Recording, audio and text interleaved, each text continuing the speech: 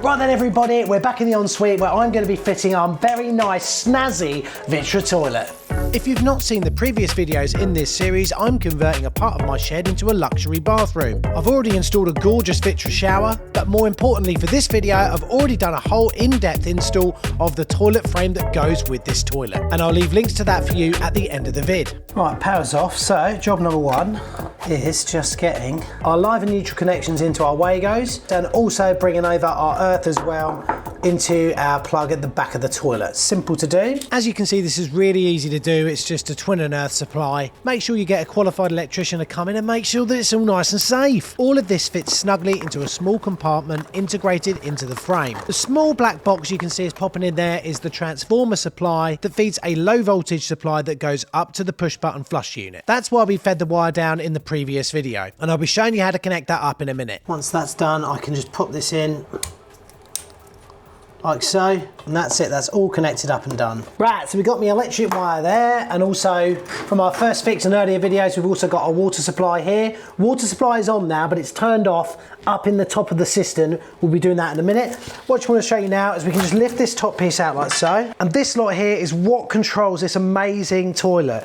So we've got a water connection here, we've got an overflow pipe as well. If there's any problems, that will just go onto the floor so we can see it. And then we've got our main connection as well, and control wires if they're needed. So as you can see, we've got our two stud fixings here that I'm actually going to bring back a bit in a minute, but they're roughly the right height for our holes here when it's been sat in its packaging, which is so handy. It's nice that they've thought about us. That's one thing I like it when companies think about us. That's all I want in life. So in our packaging bit for our final connections of the toilet, you can see, so we've got our flush pipe, our push-on flush piece on there. We'll be fitting this in a sec. Then we've got our 4-inch waste pipe that we're going to be fitting in a minute as well, all very easy. And then we've got our washers and bolts and caps that we're going to be using to fix the toilet to the wall. At this point, I always cut the cardboard away at the back of the packaging because we'll be able to pull this out of the way once the weight of our toilet is actually on here. Now, I like to do this by eye, but you can measure it properly if you want. But I know that my 4-inch waste pipe and also our flush pipe are pretty much flush to the wall. We'll be able to get enough back on these in a few minutes. So I just push them on like so, like that. So if you look here, you'll see our flush and also our waste pipe are almost completely up against the wall. It makes it very easy for us, to put our fitting pipes in here and then make our marks, knowing how far back they can go before they hit shoulders or anything like that, knowing that we'll fully get these properly in safely and easily, so I can just get these cut now. Also, good idea to get some silicone spray for this section, just makes your life a little bit easier. Oh hey! And if you're going to spray silicone about, do it onto something, otherwise you end up with it everywhere. It can be a nightmare. Look at that, that will just go in and out nicely now. Beautiful. So for this piece here, just cut this off.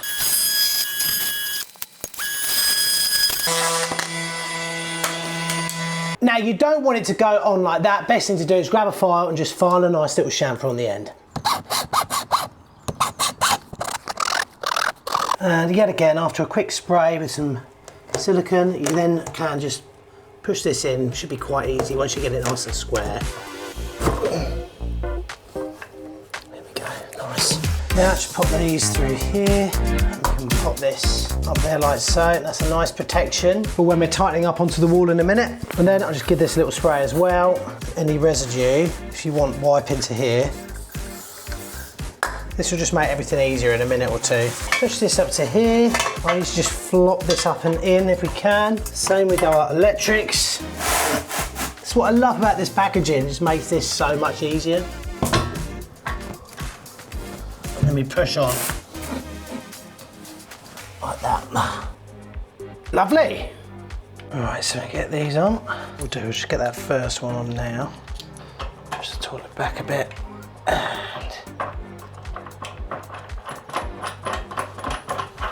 Beautiful.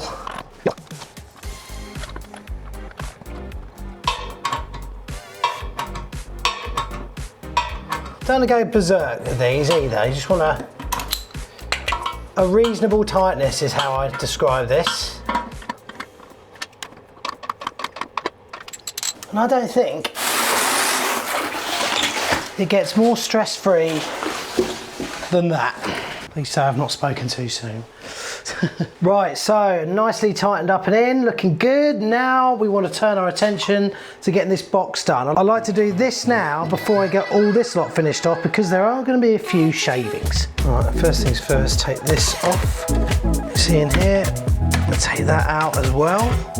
What would life be like without multi-tools?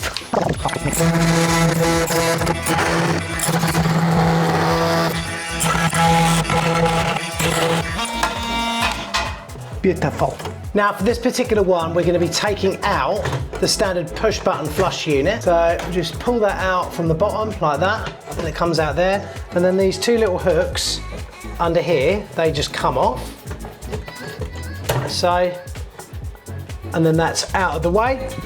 That gives you another chance as well to look at what we've done earlier. If I turn this on now, water's going to come out. We don't want that just yet. The new unit looks like this, obviously a little bit more complicated. This is a backup power supply, just in case there's a power cut. The toilet will still work for a good 24 hours. Basically, if there's a power cut or some sort of problem like that, the toilet flush is still going to work for a good few hours until power is hopefully restored. First thing we do is get our little power supply that we first fixed all those days ago. Take off the protective cover and then just pop that on here.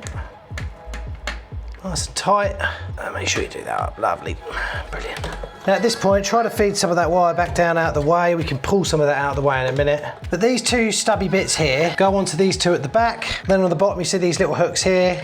They hook onto these arms here. And then once we've got that in, we'll pull this out of the way so it doesn't get in the way of our mechanism. So pop that in there like so, right? And then you can grab that with one hand.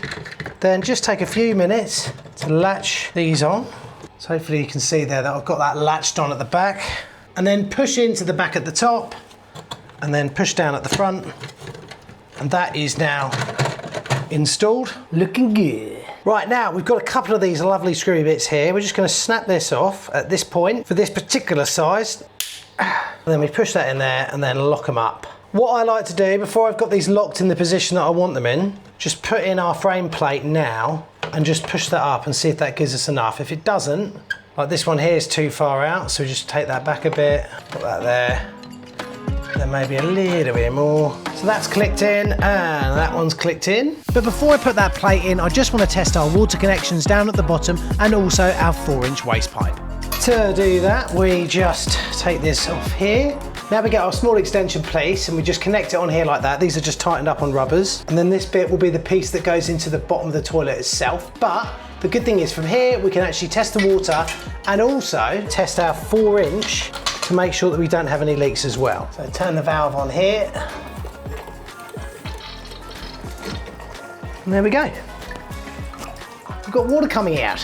So look, now we've got a toilet that's actually filling up, but also water coming out of here as well, which means we can test down the back there for leaks and then make sure that we got any problems. Also, it means I can fill this whole cistern up and actually flush it myself now and make sure it's going to be all right. And also test the 4-inch that I put in 2 years ago. Right, so the toilet cistern's filled up quite a lot and I can actually make it flush just by pressing this button here, okay?